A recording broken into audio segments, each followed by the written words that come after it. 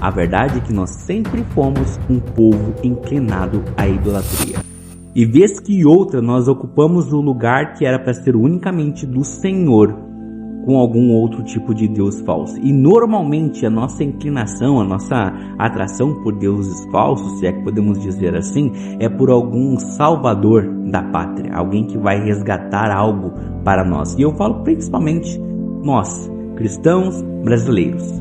Esse é o relato de um homem que gosta de futebol e emprestou o seu coração, seus sentimentos para aquele que seria a possível conquista do Hexa para o Brasil. E nesse vídeo eu queria compartilhar com vocês o que os meus olhos analíticos enxergaram durante e depois que tudo acabou. E o primeiro ponto é que fizeram alguma coisa diferente dessa vez. Por que eu disse isso? Porque verdade seja dita, o brasileiro não torcia como torceu nessa Copa há muitos anos. Há muitas Copas atrás que o brasileiro não torcia da forma como torceu nessa Copa do Mundo. E muito provavelmente as redes sociais elas têm participação nisso. O YouTube, o Instagram, o TikTok, o Facebook, enfim. De alguma certa forma o povo se achou semelhante, próximo, ou estando no mesmo ambiente que os jogadores estavam. Daqui a pouco inconscientemente até mesmo se achando dentro do campo, fazendo parte daquela luta pela conquista do Hexa. De repente o fato de que as redes sociais elas nos aproximam das grandes influências, porque tá todo mundo ali no mesmo ambiente, não sei, mas alguma coisa aconteceu que dessa vez o brasileiro se entregou novamente para torcer para o Brasil. E futebol faz parte da nossa cultura há muitos anos e nós estávamos à espera de um herói que fosse lá e resgatasse para o Brasil o título de o país do futebol. Ou pelo menos algum herói que nos livrasse da tristeza de perder mais uma Copa. E sem perceber, nós entregamos os nossos corações, nós entregamos as nossas emoções, nós torcemos exageradamente, como nunca antes, nunca houve tanta decoração, tanto movimento em prol da Copa do Mundo. Nós não vigiamos e o futebol entrou no nosso coração e ocupou sim as nossas emoções. Você querendo ou não, aceitando ou não.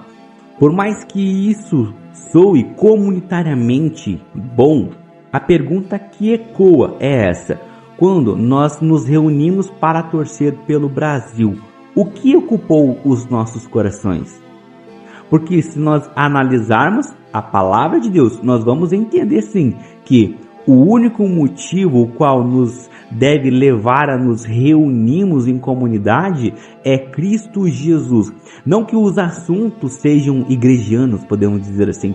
Não que os assuntos sejam voltados à palavra, mas no momento em que nós estivermos reunidos, ainda assim o centro de nossas vidas e nossas emoções tem que ser Jesus Cristo. Mas Roger, como identificar o momento que nós estamos reunidos em comunidade e Jesus não é o centro? É simples, eu te explico. Jesus deixa de ser o centro quando estamos unidos, quando outro indivíduo está ocupando o lugar das nossas emoções, dos nossos sentimentos, nos levando para a alegria ou para a tristeza, para a esperança ou para a desesperança, para a vitória ou para a derrota. A Bíblia inclusive diz em um versículo muito conhecido, aonde fala que a alegria do Senhor é a nossa força. Agora, quando eu tenho algo ou alguém que está retirando a minha alegria, me levando a me sentir fraco por conta de ou uma vitória ou uma derrota, a pergunta fica: será que Jesus naquele momento de fato estava sendo o centro do meu coração?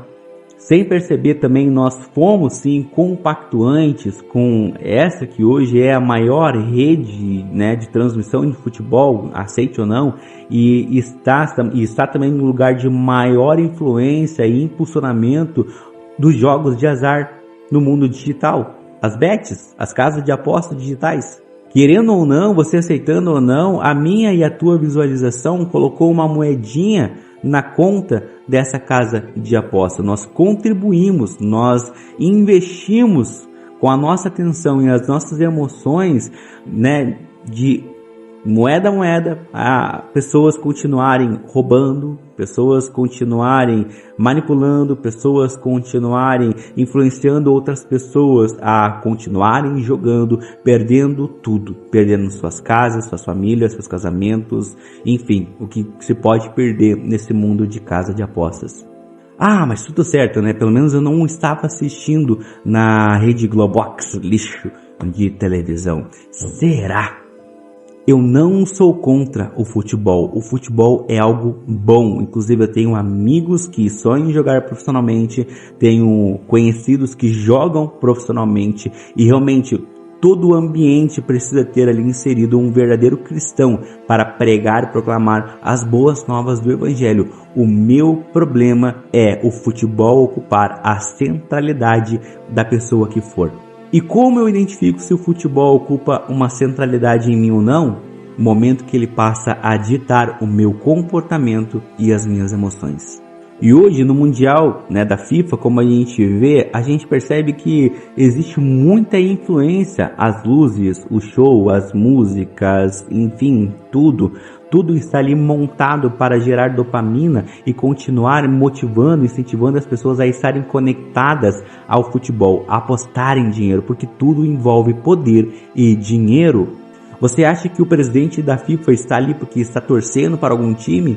Não, você acha que os grandes astros do futebol, Ronaldo, Ronaldinho, Kaká, Roberto Carlos, Oscar, estão ali nos lugares, entre tantos outros, David Beckham, Zidane, estão ali para torcer? Não, tudo está montado para criar um cenário, para criar um ambiente de manipulação, para gerar um ambiente atrativo, porque, infelizmente, descobriram que as casas de apostas, os bets, é algo que dá muito dinheiro.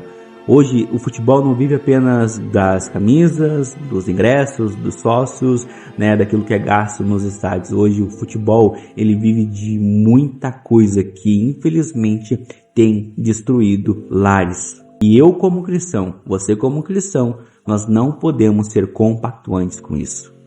Eu acompanhei os jogos e sim, eu tentei anular a voz que dizia para mim, eu não estou nisso.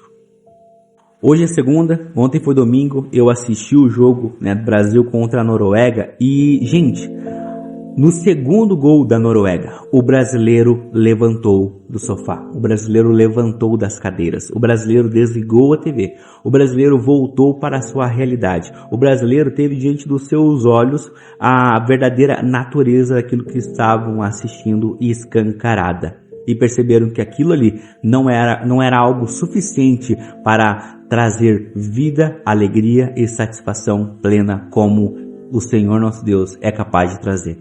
O brasileiro, ele em um instante, em um segundo, ele foi devolvido à sua realidade. O povo de Deus, ele foi devolvido à sua realidade.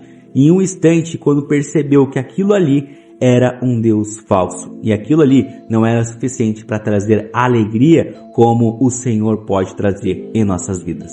E ontem eu estava no culto, como eu estava falando para vocês, domingo, e eu ouvi a voz que disse também, a adoração do meu povo está dividida. E o recado do Senhor é somente um. Deus não fala com pessoas distraídas. Deus não usa pessoas distraídas. Deus não dá discernimento espiritual para pessoas distraídas. Deus não tem um grande compromisso com pessoas distraídas. Deus convida aqueles que colocam algo ou alguém na centralidade das suas vidas, no lugar onde era para ele estar ocupando. Deus convida eu e você a um lugar de arrependimento.